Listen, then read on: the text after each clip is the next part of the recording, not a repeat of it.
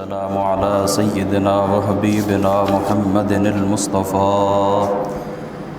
الذي أحمد في السماء ومحمد في الأرض. أما بعد فأعوذ بالله من الشيطان الرجيم. بسم الله الرحمن الرحيم.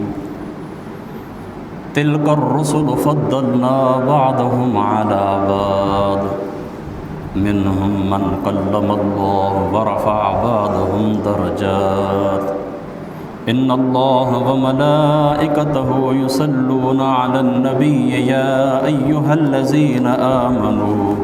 صلوا عليه وسلموا تسليما. الصلاة والسلام عليك يا رسول الله وعلى آلك وأصحابك يا حبيب الله. الصلاة والسلام عليك يا رحمة للعالمين وعلى آلك وأصحابك يا شفيع المذنبين.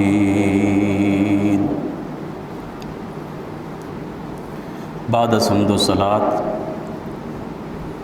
لائق صد عزت و احترام و تکریم حاضرین و سامعین، اللہ تبارک و تعالی وحدہ لا شریک کا بے پناہ احسان کہ اللہ تعالی نے اس فانی زندگی کے اندر ہمیں یہ عظیم دن جمعہ کا عطا فرمایا ہے. گزشتہ چند ہفتوں سے یعنی جمعۃ المبارک کی جو نشستیں ہیں ان میں 5 نشستیں ہماری ہو گئی ہیں. آقا دو جہاں حضور رحمت عالم محمد مصطفیٰ صلی اللہ تعالی علیہ وآلہ وسلم، آپ کی جو افضلیت ہے تمام انبیاء علیہ الصلاۃ والسلام کے اوپر،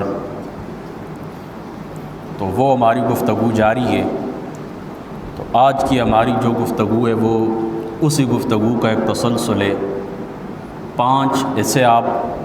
سماعت فرما چکے اور آج اسی گفتگو کا 6واں حصہ ہے. آقا دو جہاں حضور رحمت عالم صلی اللہ تعالی علیہ وآلہ وسلم، آپ کی ذات اقدس نے ارشاد فرمایا. امام ابو نعیم رحمۃ اللہ تعالی علیہ آپ نے حلیۃ الاولیاء کے اندر اس روایت کو نقل کیا ہے کہ حضور علیہ الصلاۃ والسلام فرماتے ہیں کہ اوحی اللہ تعالی الی موسیٰ نبئ بنی اسرائیل. اللہ تعالیٰ کی ذات اقدس نے موسیٰ علیہ الصلاۃ والسلام کی طرف وحی فرمائی کہ نبئ بنی اسرائیل، آپ بنی اسرائیل کو یہ بتا دیں، بنی اسرائیل کو آپ یہ خبر کر دیں کہ انہ من لقینی، کہ جو بندہ مجھ سے ملاقات کرے گا وہو جاعد باحمد، اور وہ حضور علیہ الصلاۃ والسلام کی ذات اقدس سے جنگ کرتا ہوگا، حضور کی ذات اقدس سے دشمنی کرتا ہوگا. تو اللہ تعالیٰ فرماتا ہے میں کیا کروں گا؟ ادخلتہ النار، میں اس بندے کو آگ کے اندر یعنی جہنم کے اندر داخل کروں گا. یہ کس کی طرف اللہ تعالیٰ کی ذات اقدس نے وہی فرمائی؟ حضرت سیدنا موسیٰ علیہ الصلاۃ والسلام کی ذات اقدس کی طرف. تو قال یا رب ومن احمد، حضرت موسیٰ علیہ الصلاۃ والسلام کہنے لگے اے پاک پروردگار احمد کون ہیں؟ من احمد، احمد کون ہیں؟ قال، اللہ تعالیٰ نے فرمایا ما خلقتک خلقا اکرم علیہ، میں نے محمد مصطفیٰ وہ ہیں کہ جن سے زیادہ عزت والا، جن سے زیادہ شان والا میں نے کوئی شخص پیدا ہی نہیں فرمایا. ما خلقتک خلقا اکرم علیہ منہ کتبت اسمہ مع اسمی فی العرش قبل ان اخلق السماوات والارض. پھر اللہ تعالیٰ فرماتے ہیں کہ میں نے آسمان اور زمین کی پیدائش سے پہلے اس کا نام اپنے نام کے ساتھ ملا کر عرش کے اوپر لکھا ہے. اللہ اکبر. یعنی موسیٰ علیہ الصلاۃ والسلام نے تعارف پوچھا اے اللہ، اے میرے پاک پروردگار احمد کون ہے؟ اللہ تعالیٰ کی ذات اقدس نے جواب دیا احمد وہ ہیں کہ جن کا نام جن سے زیادہ عزت والا میں نے مخلوق میں کوئی پیدا نہیں کیا، اور جن کا نام اپنے نام کے ساتھ ملا کر زمین اور آسمان کی پیدائش سے پہلے عرش کے اوپر میں نے لکھا، وَأَنَّ الْجَنَّةَ مُحَرَّمَةٌ عَلَىٰ جَمِيعِ خَلْقِي حَتَّىٰ يَدْخُلَهَا هُوَ وَأُمَّتُهُ، اور فرمایا میں نے جنت حرام کر دیے تمام لوگوں کے اوپر جب تک کہ ذات مصطفیٰ محمد مصطفیٰ صلی اللہ تعالیٰ علیہ وآلہ وسلم اور آپ کی امت جنت کے اندر داخل نہیں ہو جاتی۔ فرمایا باقیوں کے اوپر، باقی امتوں کے اوپر جہنم، جنت اس وقت تک جنت کے اندر وہ داخل نہیں ہو سکتے جب تک ذات مصطفیٰ اور آپ کی امت جنت کے اندر داخل نہیں ہو جاتے۔ قال ومن امہ، اے پاک پروردگار وہ امت کیا ہے؟ قال الحمادون، اللہ تعالیٰ نے ان کا وصف ذکر کیا، حمادون ہے، بہت زیادہ حمد کرنے والے ہیں اللہ تعالیٰ کی، بہت زیادہ تعریفیں کرنے والے ہیں اللہ تعالیٰ کی۔ ثم قال اجعلنی نبی تلک الامہ، پھر اللہ پاک کی بارگاہ میں دعا کرنے لگے، اے پاک پروردگار یہ تو پھر اتنی عظمت والی امت ہے، حمادون ہے، تو یا اللہ پھر ایسا کر کہ مجھے اس امت کا نبی بنا دے۔ قال نبیھا منہا، اللہ تعالیٰ نے فرمایا ان کا نبی ان میں سے ہوگا، یعنی اس امت کا نبی ان میں سے میں پیدا کروں گا، ذات مصطفیٰ کو اسی قبیلے سے اسی خاندان سے میں پیدا کروں گا، مبعوث فرماؤں گا، ظاہر کروں گا۔ پھر کہنے لگے قال اجعلنی من امت ذالک النبی، اے پاک پروردگار اگر پھر میں اس امت کا نبی نہیں بن سکتا ہوں تو مجھے اس نبی کی امت کے اندر داخل فرما دے۔ تو اللہ تعالیٰ نے فرمایا استقدمتا واستاہرا، کہ یہ زمانوں کا تفاوت ہے، تم پہلے ہو، حضرت محمد مصطفیٰ صلی اللہ تعالیٰ علیہ وآلہ وسلم وہ بعد کے اندر آئیں گے، تم پہلے ہو، زمانے کا فرق ہے، آگے پیچھے میں نے کر دیا ہے، لیکن وَلَٰكِنْ سَأَجْمَعُ بَيْنَكَ وَبَيْنَهُ فِي دَارِ الْخُلْدِ، ہاں میرا یہ تجھ سے وعدہ ہے کہ جنت کے اندر تجھے محمد مصطفیٰ کے ساتھ اکٹھا فرما دوں گا، جنت کے اندر تم اکٹھے ہو جاؤ گے۔ تو اس روایت سے کیا ثابت ہوتا ہے؟ اس روایت سے یہ ثابت ہوتا ہے کہ حضور رحمت عالم محمد مصطفیٰ صلی اللہ تعالیٰ علیہ وآلہ وسلم آپ کی ذات مقدسہ کو اللہ تعالیٰ کی ذات اقدس نے تمام انبیاء علیہ الصلاۃ والسلام کا سردار اور امام اور قائد بنا کر اس دنیا کے اندر مبعوث فرمایا۔ یہاں پر واضح حدیث پاک کے اندر بھی یہ الفاظ ہیں کہ محمد مصطفیٰ جس وقت موسیٰ علیہ الصلاۃ والسلام نے پوچھا کہ ان کا تعارف کیا ہے، تو اللہ تعالیٰ نے فرمایا ان کا تعارف یہ ہے کہ ان سے زیادہ معزز، ان سے زیادہ اکرم، ان سے زیادہ عزت والا، شانوں والا میں نے کوئی فرد پیدا ہی نہیں کی۔ آگے بڑھیے، ابن عساکر رحمۃ اللہ تعالیٰ علیہ آپ نے اور خطیب بغدادی نے، یہ حضرت انس رضی اللہ تعالیٰ عنہ آپ سے مروی روایت ہے کہ حضور علیہ الصلوۃ والسلام فرماتے ہیں کہ لما اسری بی قربنی ربی، جب اللہ تعالیٰ کی ذات اقدس نے مجھے معراج عطا فرمائی، قربنی ربی، اللہ تعالیٰ نے مجھے اپنے قریب کیا، یعنی میں اللہ تعالیٰ کے جلووں کے اندر اللہ تعالیٰ کے پاس گیا، اللہ تعالیٰ کی زیارت کی، اللہ تعالیٰ نے مجھے اپنے قریب کیا، حتیٰ کان بین و بینہ کقاب قوسین او ادنا، یہاں تک کہ دو کوسوں کے جو قربت ہوتی ہے اس طرح قربت ہو گئی، یہ فاصلہ باقی رہ گیا جس طرح دو کمانوں کا فاصلہ ہوتا ہے۔ جب اتنی قربت ہو گئی معراج والی رات آقا علیہ الصلوۃ والسلام کی اللہ تعالیٰ کی ذات اقدس سے، وقال علی یا محمد صلی اللہ تعالیٰ علیہ وآلہ وسلم، اللہ تعالیٰ کی ذات اقدس نے مجھ سے پوچھا اے محمد صلی اللہ تعالیٰ علیہ وآلہ وسلم، حل غمک ان جعلتک آخر النبیین، کیا تم اس بات کے اوپر خوش ہو کہ میں نے تمہیں سارے انبیاء کے اوپر یہ فضیلت عطا فرمائی کہ تجھے آخری نبی کیا، خاتم النبیین کیا، کیا تم اس بات کے اوپر خوش ہو؟ وہ کہنے لگے ہاں پاک پروردگار بالکل۔ قلت لا، قال فعل غم امتک ان جعلتہم آخر الامم، اور پھر میں نے تیری امت کو بھی آخری امت کر دیا ہے، اس بات کے اوپر آپ راضی ہیں؟ کوئی غم تو نہیں ہے؟ فرمایا نہیں پروردگار کوئی غم نہیں ہے، میں آخری نبی ہوں، میں اس بات کے اوپر بھی راضی ہوں، میری امت آخری امت ہے، میں اس بات کے اوپر بھی راضی ہوں۔ قال اخبر امتک، اے حبیب محمد مصطفیٰ صلی اللہ تعالیٰ علیہ وآلہ وسلم، اخبر امتک، اپنی امت کو بتا دیں، انی جعلتہم آخر الامم، میں نے تیری امت کو آخری امت اس لیے بنایا کہ لا افضح الامم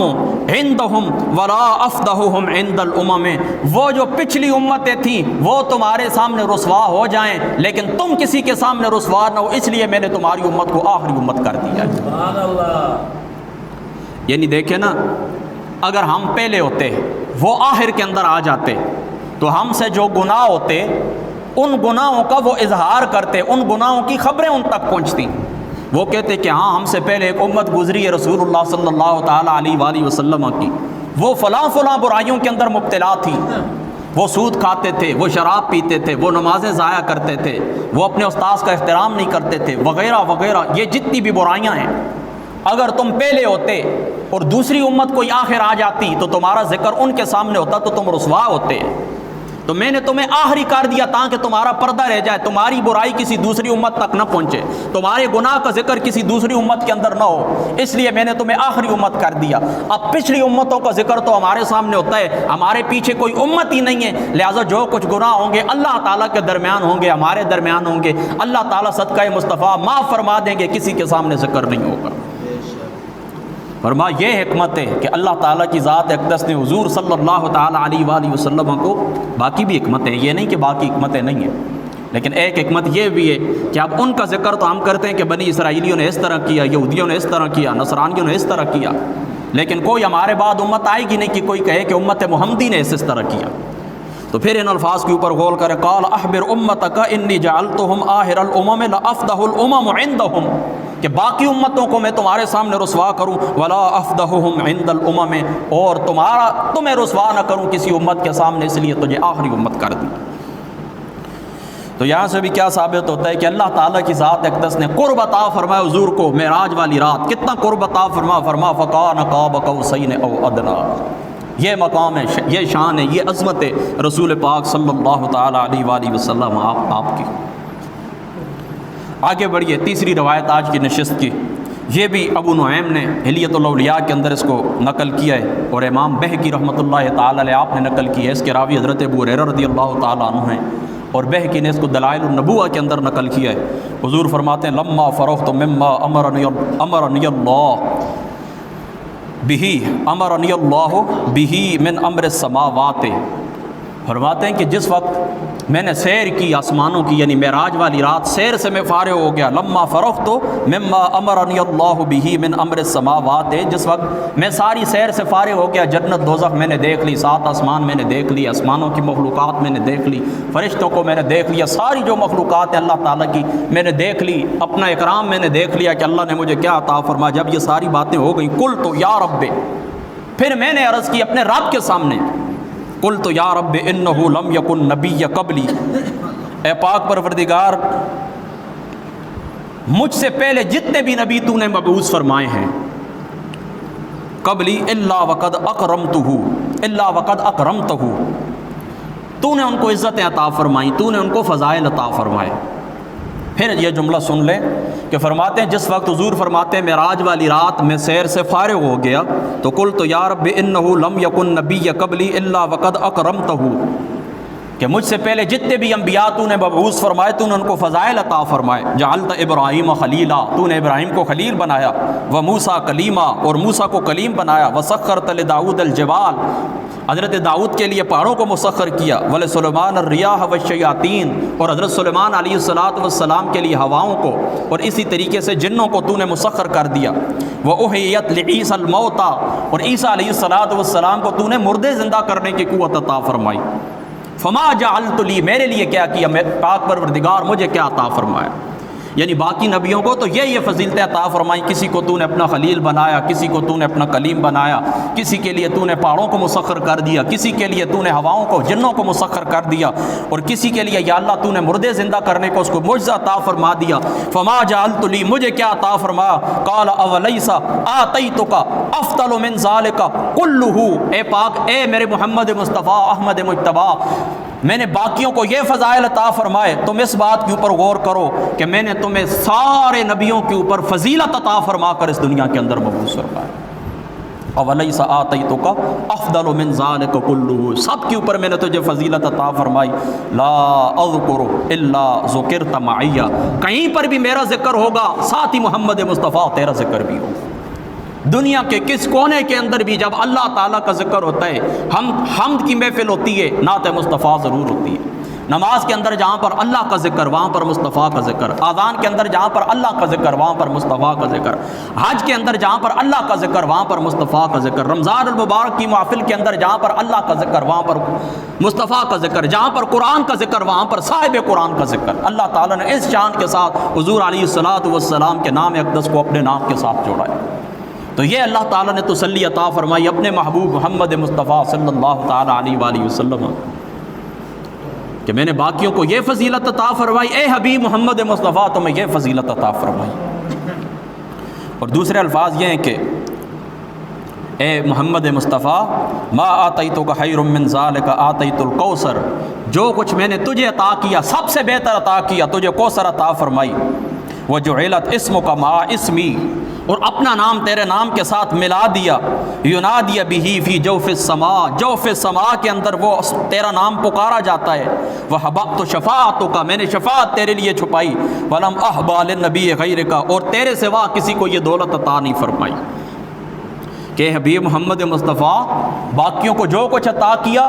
ان سب سے زیادہ تجھے عطا کیا، پھر تجھے کوثر عطا فرمائی۔ تیرا نام آسمان و جوف آسمان کے اندر بلند ہوتا ہے، میرے نام کے ساتھ بلند ہوتا ہے۔ وحبقت شفاعتک، اور میں نے تیرے لیے شفاعت محفوظ رکھی ہے۔ شفاعت کبریٰ کا مقام اللہ تعالیٰ نے ذات مصطفیٰ محمد مصطفیٰ صلی اللہ تعالیٰ علیہ وآلہ وسلم کو عطا فرمایا کہ جہاں پر سارے انبیاء چپ کر کے کھڑے ہوں گے، اللہ کے خوف سے، اللہ کے ہیبت سے، اللہ کی جلالت سے، اللہ کی کبریائی سے کوئی نبی بول نہیں سکیں گے اللہ تعالیٰ کے سامنے۔ وہاں پر حضور فرمائیں گے انا لہا انا لہا، اس مقام کے اوپر محمد مصطفیٰ تمہاری شفاعت فرمائیں گے۔ سارے انبیاء خاموش ہو جائیں گے، حضور علیہ الصلوۃ والسلام کی ذات اقدس گفتگو کریں گے۔ اللہ اکبر، آگے بڑھیے۔ یہ بھی حضرت ابو ہریرہ رضی اللہ تعالیٰ عنہ آپ اس حدیث پاک کے راوی امام بہقی نے نقل کیا ہے کہ حضور علیہ الصلوۃ والسلام فرماتے ہیں اتخذ اللہ ابراہیم خلیلا، اللہ تعالیٰ نے ابراہیم کو خلیل بنایا، و موسیٰ نجیہ، اور موسیٰ علیہ الصلوۃ والسلام کو نجی بنایا، واتخذنی حبیبا، اور مجھے اللہ تعالیٰ نے اپنا حبیب بنایا۔ ابراہیم کو خلیل بنایا، موسیٰ کو نجی بنایا، موسیٰ کو کلیم بنایا،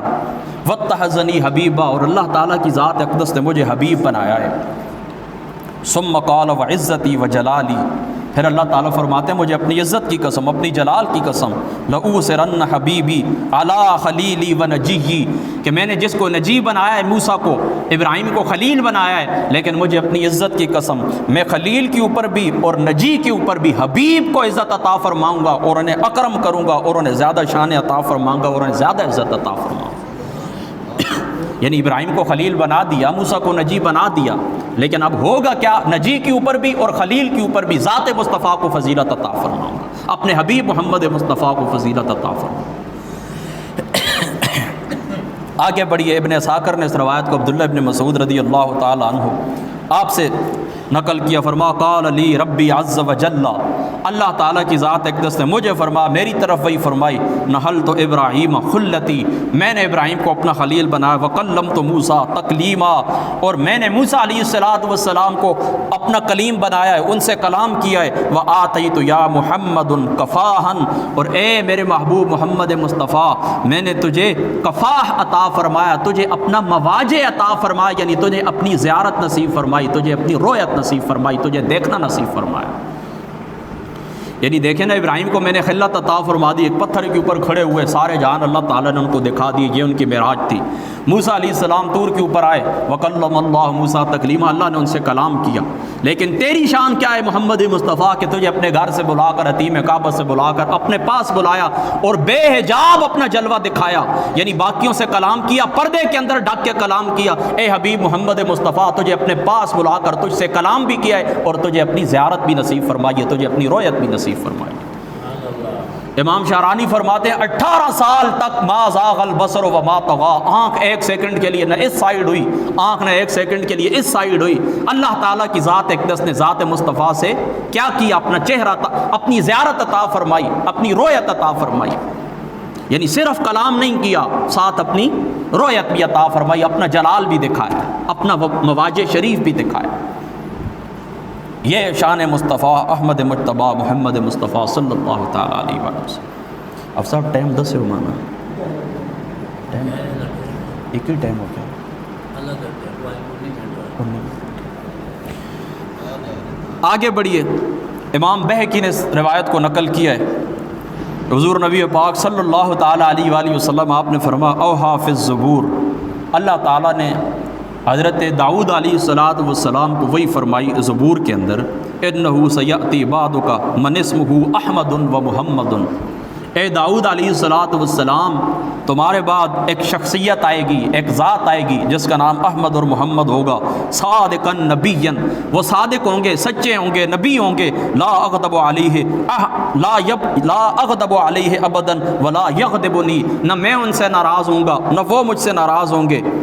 پھر آگے فرماتے ہیں امتہ مرحومۃ، ان کی امت مرحومہ ہوگی، یعنی اس امت کے اوپر میں رحم کروں گا، وہ گناہ کریں گے میں ان کو معافی عطا فرما دوں گا، وہ رات کے اندھیرے کے اندر گناہ کریں گے میں دن کی روشنی کے اندر وہ مجھ سے معافی طلب کریں گے میں ان کو معافی عطا فرما دوں۔ امت مرحومہ کا یہ معنی کہ اللہ تعالیٰ نے تمہارے اوپر رحم کیا ہے۔ آقا علیہ السلام نے فرمایا، سنن ابن ماجہ کی روایت ہے، فرماتے ہیں کہ زمین سے لے کر آسمان تک بندہ گناہ کرے، زمین سے لے کر آسمان تک بندے کے گناہ ہو جائیں، اتنے گناہ بڑھ جائیں، لیکن اللہ کی ذات اقدس کے ساتھ وہ کسی کو شریک نہ کرتا ہو، یعنی اللہ تعالیٰ کی توحید کو مانتا ہو، ایمان اس کا باقی ہو، اللہ کے ساتھ کسی کو شریک نہ ٹھہرایا ہو، تو فرماتے زمین سے لے کر آسمان تک گناہ لے کر آ جائے بندہ، اللہ تعالیٰ فرماتے میں سارے گناہوں کو بخش دوں گا توحید کے صدقے، ایمان کے صدقے، اور اس بندے کو جنت کے اندر داخل کر دوں۔ رات کے اندھیرے کے اندر امت محمدیہ گناہ کرے گی، دن کے وقت مجھے کہیں گے یا اللہ معاف فرما، میں معاف فرما دوں۔ یہ شیطان نے جس وقت کہا تھا نا کہ اللہ پاک میں ان سب کو گمراہ کروں گا، وہ بڑی لمبی باتیں ہیں، میں ان کو دائیں طرف سے آؤں گا، بائیں طرف سے آؤں گا، آگے سے آؤں گا، پیچھے سے آؤں گا، اس کا مطلب یہ ہے کبھی دنیا کی رغبتیں دلاؤں گا، کبھی ان کا دین کمزور کر دوں گا، کبھی دنیا خوش نما کر کے دکھاؤں گا، کبھی عقیدہ آخرت مشکوک کر دوں گا، ثم لآتینہم من بین ایدیہم ومن خلفہم وعن شمائلہم، دائیں بائیں سے آؤں گا، شیطان نے کہا تھا۔ تو امام ابن کثیر نے اپنی تفسیر کے اندر لکھا ہے، فرماتے ہیں آقا علیہ السلام نے فرمایا، اللہ تعالیٰ نے فرمایا شیطان چار طرفیں تو نے اپنے لیے چن لیے، میرے بندے کو دائیں طرف سے آ کے گمراہ کرے گا، بائیں طرف سے آ کے گمراہ کرے گا، آگے سے گمراہ کرے گا، پیچھے سے گمراہ کرے گا، لیکن کیا ہوگا، فرمایا اوپر سے میں اپنی رحمت برسا دوں گا، یعنی چار سمتیں تو نے لے لی ہیں، اوپر والی سائڈ سے میں اپنی رحمت کی بارش عطا فرما کر، رحمت فرما کر تیرے سارے گناہوں کو پھینک دوں گا، اپنے بندے کی توبہ قبول فرما کے اس کو جنت کے اندر داخل فرما۔ تو فرمایا امتہ مرحومۃ، وہ امت مرحومہ ہوگی، حضور محمد مصطفیٰ کی امت مرحومہ ہوگی، آتیتہم من النوافل، میں نے وہ نوافل عطا فرمائے ہیں، مثل ما آتیت الانبیاء، جس طرح میں نے انبیاء علیہ السلام کو نوافل عطا فرمائے، وَافْتَرَفْتُ عَلَيْهِمُ الْفَرَائِضَ الَّتِي افْتَرَضْتُ عَلَى الْأَنْبِيَاءِ، کہ میں ان کے اوپر وہ فرائض بھیجوں گا کہ جو فرائض میں نے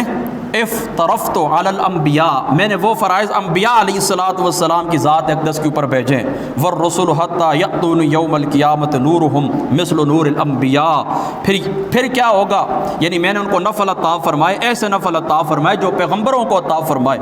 اور اس طریقے سے میں نے ان کو وہ فرائض عطا فرمائے جو پیغمبروں کو عطا فرمائے، یہاں تک کہ وہ لوگ میرے پاس روز قیامت حاضر ہوں گے، اس حال میں حاضر ہوں گے کہ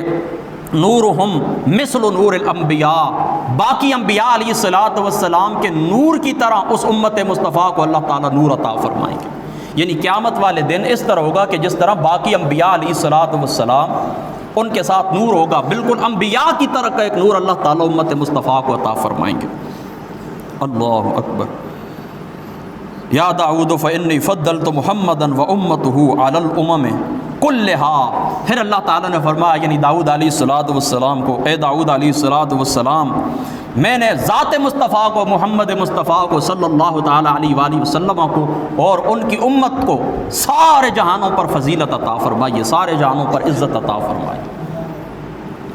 تو دوستو یہ ہے مقام مصطفیٰ، یہ ہے عظمت مصطفیٰ، یہ ہے رفعت مصطفیٰ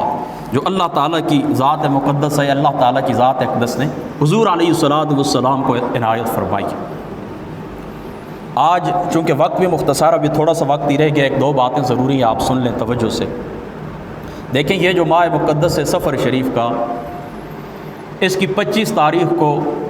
سیدی اعلیٰ حضرت فاضل بریلوی رضی اللہ تعالیٰ عنہ آپ دنیا سے رخصت ہوئے، دنیا سے چلے گئے، دنیا سے پردہ فرمایا۔ اب آپ کی جو زندگی ہے، آپ کے جو کارنامے ہیں، آپ کا جو تصنیفی کام ہے، آپ کا جو تالیفی کام ہے، جو آپ کا فتاوی رضویہ شریف ہے، اور آج آپ کو جو تقریر میں نے سنائی ہے وہ بھی فتاوی رضویہ شریف کی 30ویں جلد ہے۔ یا حضرت رضی اللہ تعالیٰ عنہ آپ کے فتاوی شریف سے میں نے آپ کے سامنے گفتگو کی ہے۔ تو آپ کا فقط ایک جملہ میں آپ کو سناتا ہوں، اور وہ جملہ زندگی کے جتنے بھی شعبے ہیں، زندگی کے جتنے بھی پہلو ہیں، زندگی کے جتنی بھی سطحیں ہیں، سب کے لیے انقلاب آفرین ہے اگر اس کے اوپر عمل کیا جائے۔ آپ اس طرح کیے نا کہ ایک شخص آپ کے پاس آیا، ایک سیاسی شخصیت تھی، سیاست کے ساتھ اس کا تعلق تھا، سیاسی شخصیت تھی جس کو عام زبان میں ہم وڈیرا چودھری یا خان کہتے ہیں، سیاسی شخصیت تھی۔ آپ کے پاس ملاقات کے لیے آیا تو آپ نے ملاقات سے انکار کر دیا، ملاقات سے آپ نے انکار کر دیا۔ آپ فرمانے لگے کہ جو میرے اوقات ہیں یہ اللہ تعالیٰ کی ذات اقدس نے مجھے عنایت فرمائے ہیں، اور مجھے عنایت فرمائیں، اور یہ جو اللہ نے اوقات مجھے عطا فرمائیں یہ میرے پاس امانت ہیں، اس کو فقط اللہ تعالیٰ کی اطاعت کے اندر میں صرف کروں گا، کسی سے میں ملاقات نہیں کروں گا۔ پھر آپ اس جملے کے اوپر غور فرمائیں کہ اللہ تعالیٰ کی ذات اقدس نے جو اوقات مجھے عطا فرمائیں یہ اپنی اطاعت کے لیے عطا فرمائیں، میں اپنا وقت ضائع کبھی نہیں کروں گا کہ تم سے ملاقات کروں، گھنٹوں تمہاری تعریفیں کروں، تمہاری باتیں سنوں، کوئی ضرورت بھی نہیں ہے۔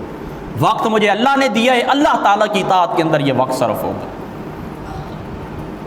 تو دیکھیں نا وقت کتنی اللہ تعالیٰ کی قیمتی نعمت ہے، اور ہم اس وقت کو کس طرح ضائع کرتے ہیں، بے دریغ ضائع کرتے ہیں۔ گھنٹوں گزر جاتے ہیں پتہ ہی نہیں چلتا ٹی وی دیکھتے ہوئے،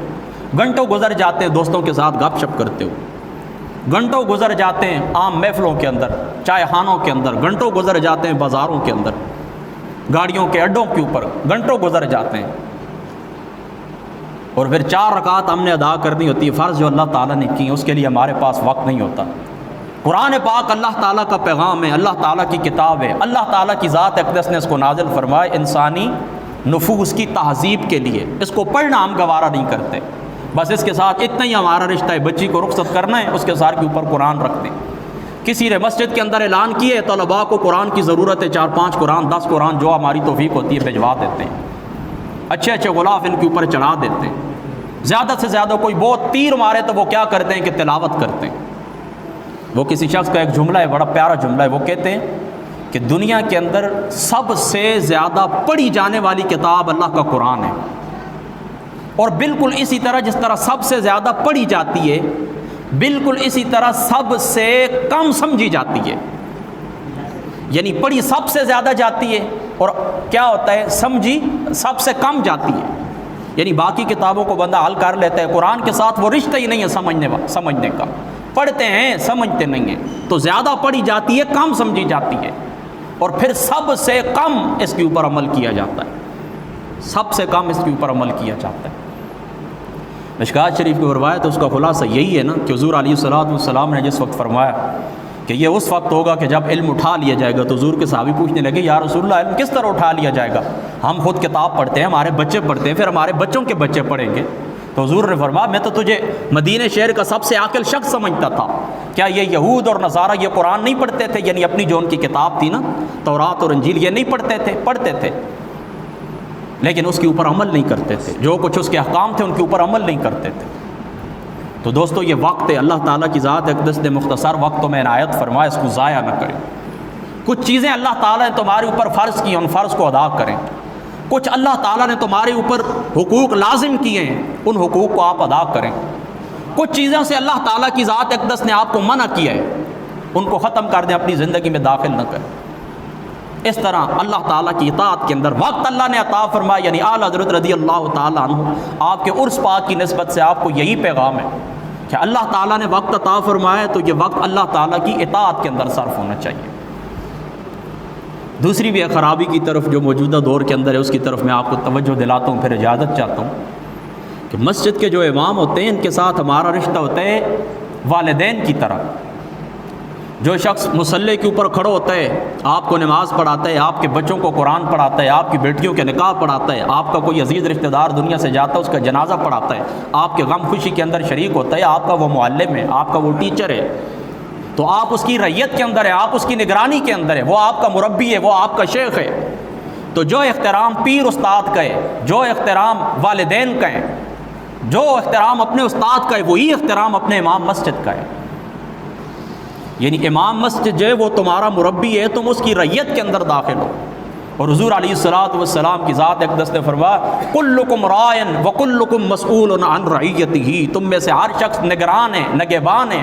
اور قیامت والے دن اس کی جو رعیت ہوگی اس کے متعلق اس سے سوال کیا جائے گا. دیکھیں والدین کی رعیت کے اندر کون ہوتے ہیں؟ اس کی اولاد ہوتی ہے. والدین کی رعیت کے اندر اس کے بچے ہوتے ہیں. حکمران جو ہوتا ہے اس کی رعیت کے اندر پورا ملک ہوتا ہے. اور امام کی رعیت کے اندر وہ لوگ ہوتے ہیں کہ جو اس کے پیچھے نماز پڑھتے ہیں. امام کی رعیت کے اندر وہ لوگ ہوتے ہیں جو اس کے پیچھے ہاتھ باندھتے ہیں، اس کے پاس پڑھتے ہیں. تو امام کا اور استاد کا، امام کا اور مقتدی کا رشتہ کیا ہے؟ باپ اور بیٹے کا رشتہ ہے، پیر اور استاد کا رشتہ ہے. لہذا جو احترام اللہ تعالیٰ نے والدین کا فرض کیا وہی احترام کس کا ہے؟ وہی احترام استاد کا ہے. ہاں ذمہ داری ضرور پہچاننی چاہیے سب کو. جب یہ لوگ آپ کی ذمہ داری کے اندر ہیں تو امام کو چاہیے، امام کا حق یہ بنتا ہے وہ کیا کرے کہ ان کو اخلاق سکھائے، ان کو تعلیم دے، ان کی علمی ضرورت پوری کرے. اب میرے کئی دوست ہیں، میرا ان کے ساتھ جھگڑا ہی یہی ہوتا ہے. میں ان سے یہ پوچھتا ہوتا ہوں کہ ظہر کا وقت ہے، تمہاری مسجد کے اندر اذان مل چکی ہے، نماز کا ٹائم ہے، تمہارا بازار کے اندر کیا کام ہے؟ تمہارا حق بنتا ہے جائیں اپنی ڈیوٹی ادا کریں. تمہارے مقتدیوں کو کوئی مسئلہ ہے، فتویٰ انہوں نے پوچھنا ہے آپ سے پوچھیں، مسئلہ پوچھنا ہے آپ سے پوچھیں. وہ دور دراز علاقوں کے اندر کیوں جائیں؟ تم خود مسجد کے اندر بیٹھو، اپنی نگرانی، اپنی جو نگرانی قائم رکھو، اپنی رعیت کو اپنی رعیت سمجھو، مطالعہ کرو، اور جو مسائل پیش آتے ہیں تمہارے مقتدیوں کو ان مسائل کو حل کریں، فتویٰ لکھ کر دیں. اگر نہیں خود اتنی صلاحیت نہیں ہے کسی دوسرے سے پوچھ کر دیں. یہ آپ خیال رکھیں، وہ آپ کی نگرانی کے اندر ہے، ان کے اخلاق کا خیال رکھیں. آپ کے مقتدی اگر کسی بھی برے فعل کے اندر شریک ہوتے ہیں، قتل کے اندر، شراب کے اندر، معاشرتی برائیوں کے اندر، تو امام سے اللہ تعالیٰ کی ذات اقدس پوچھیں گے، کیونکہ یہ تمہاری رعیت کے اندر تھے. یہ امام کا حق ہے. اور پھر جو مقتدی ہیں، مقتدیوں کا کیا حق ہے کہ جب امام اپنی ذمہ داری پوری کرے، وہ آپ کو اپنی رعیت سمجھے، تو آپ کیا کریں؟ ان کی تمام ضروریات کا آپ خیال رکھیں. کہ ایک شخص 24 گھنٹے کے لیے آپ کے پاس حاضر ہے، آپ کے بچوں کو پڑھاتا ہے، آپ کا نکاح پڑھاتا ہے، آپ کو 5 وقت کی نماز پڑھاتا ہے، آپ کے بچوں کو قرآن پڑھاتا ہے، الف با تا صاحب پڑھاتا ہے، ABC پڑھاتا ہے، آپ کا استاد ہے وہ، تو اس کی تمام زندگی کی جو ضروریات ہیں، جو معاشی معاملات ہیں، اس کا پھر آپ کو خیال رکھنا چاہیے. تو یہ رشتہ ہے امام کا اور یہ رشتہ ہے مقتدی کا. تو دونوں کو اپنی ذمہ داری پہچاننی چاہیے. امام بچوں کو اپنی اولاد سمجھے، اور اولاد کی جس طرح ضروریات پوری کی جاتی ہیں اس طرح ان کے اوپر شفقت کا ہاتھ رکھے. اور جو مقتدی ہوتے ہیں تو اپنے امام کو اپنے والدین کے قائم مقام سمجھے اور ان کا ادب کرے. اللہ تعالیٰ کی ذات ہے.